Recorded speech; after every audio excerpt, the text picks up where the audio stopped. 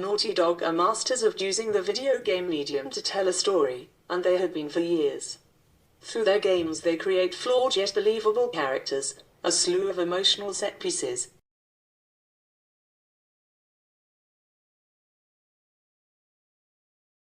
gorgeously realized worlds where the levels feel natural and lived in, and top all that off with best-in-class voice acting. The Uncharted series is their crown achievement, a modern-day Indiana Jones story that allows players to experience the thrill of treasure hunting in ways film never could. Unfortunately, the Nathan Drake-led Uncharted series seemingly ended with Uncharted 4, A Thief's End, and although the later Lost Legacy standalone expansion gave fan-favorite Chole her own adventure, a proper sequel has never been released. While there still hasn't been any news about continuing the series, Sony has been kind enough to release the breathtaking Uncharted Legacy of Thieves collection, which brings both titles together into one slick package. While neither title included in this collection is that old, with Uncharted 4 having released in 2015, the Legacy of Thieves collection instantly proves its worth by taking what were already some of the best-looking titles in PlayStation's arsenal and updating them to look like bona fide PS5 releases. Featuring multiple graphical options, including HDR, a performance mode which balances resolution and frame rate to target 60 FPS, a Performance Plus mode which favors frame rate over resolution to target 120 FPS, and a Fidelity mode which favors resolution over frame rate to target 30 FPS. The Legacy of Thieves collection has settings for even the pickiest of gamers. Of course, the Uncharted titles have always been known for their beauty, but it's the Naughty Dog scenario writing, witty, charming, and often endearing character dialogue that often steals the show. And despite the games each being close to half a decade old, the twists, turns, punchlines and heartwarming moments still resonate as strongly now as they did upon their initial release. With Uncharted 4 being Nathan Drake's final send-off, the suite of your favorites all make an appearance, while new additions such as Sam Drake, Nadine, and Raph all slot into the dynamic as protagonists and antagonists seamlessly. Meanwhile, on the Lost Legacy side, it's still incredibly impressive to this day that Chloe can command such an impressive on-screen presence as the lead protagonist. Chloe's growth from being a sexual temptation and bad influence for Drake in Uncharted 2, to the starring role in The Lost Legacy is mighty, and her pairing with Nadine makes for one of the greatest character pairings, bewitched by the future prospects of all characters.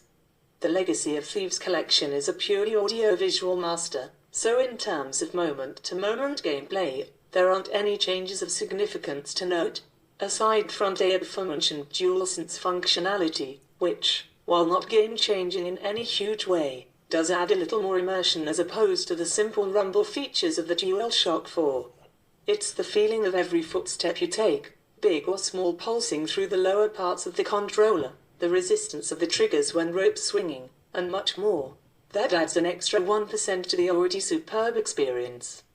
Beyond all of this, it's the Uncharted PS4 titles that you know and love, in their purest form, with a gorgeous new coat of paint on them to make them shine that bit brighter.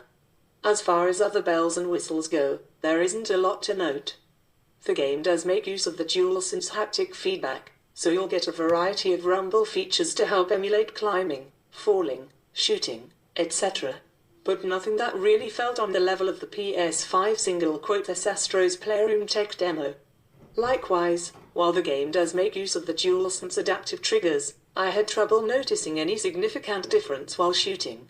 But driving sequences seem to make better use of the feature, mostly by allowing you to accelerate and brake without needing to press all the way down on the triggers constantly. That said, even if there haven't been any significant upgrades here other than the various visual options, both of these Uncharted games are still a blast to play through. I actually found myself finishing both again prior to review, and find them to be among the best that the Uncharted series has to offer. Some of the action sequences in Uncharted 4, and the driving chase sequences in both Uncharted 4 and The Lost Legacy, make for the most exciting, dynamic action moments found in any modern game, and that still holds true 5 years later. In terms of content, you're not actually getting anything brand new here. It's the same Uncharted 4 and Lost Legacy main campaigns that we loved the first time round. That's not necessarily a bad thing, If you were to release either of these games today and call them a PlayStation 5 exclusive, I'd believe you. Aside from looking stunning, the combat and traversal mechanics are the best in the business. It's Naughty Dog linear storytelling at its finest. It's in these games that we first saw the studio experiment with semi-open world segments that it would continue in The Last of Us Part 2. Lost Legacy especially has an excellent open world light section in which you can tackle objectives and uncover secrets in any order. This sense of player freedom truly lets the player embody the spirit of Drake and Fraser, uncovering mysteries at their own pace. These two games still have some of the best puzzles in the series, too. With the solution to each problem politely laid out in Drake's notebook, each of them strike the perfect balance between feeling solvable without being impossible. I never once felt the urge to look up a guide, nor did I feel like I could brute force my way through them. If you do feel like you need a guide, though, we have plenty to help you here on Gamebit. The high frame rate boost in the Legacy of Thieves collection did spawn one thought in my head, though. It's a crying shame these games never saw any multiplayer love. Jumping, climbing, and swinging through combat arenas is excellent fun when against AI, but the buttery smooth frame rate made me yearn to go up against real opponents. Unless you're a truly die-hard fan desperate to replay them in a slightly nicer format, there's little reason to splash out again.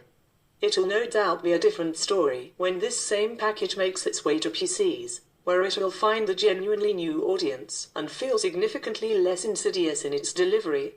But console fans needn't bother. Even trophy hunters excited at the prospect of auto-popping a bunch of fresh ones after doing a safe transfer will likely find disappointment in the fact that there's only one platinum up for grabs. In fact, to nab that you've got to complete both games' lists, which feels unnecessarily mean. Lost Legacy even goes as far as trying to engage with the imperialist foundations of the genre, turning a story about stealing other cultures' treasures into one about trying to preserve them. It doesn't always hit the mark, as Matt S. pointed out in his original review, having a South African and an Australian national, even one with Indian heritage. Trying to keep Indian artifacts out of the hands of an Indian insurgent raises some questions in light of Commonwealth history. It is, at least, an acknowledgement, and an attempt to move in a different direction. One of the Lost Legacy's biggest strengths is its brevity.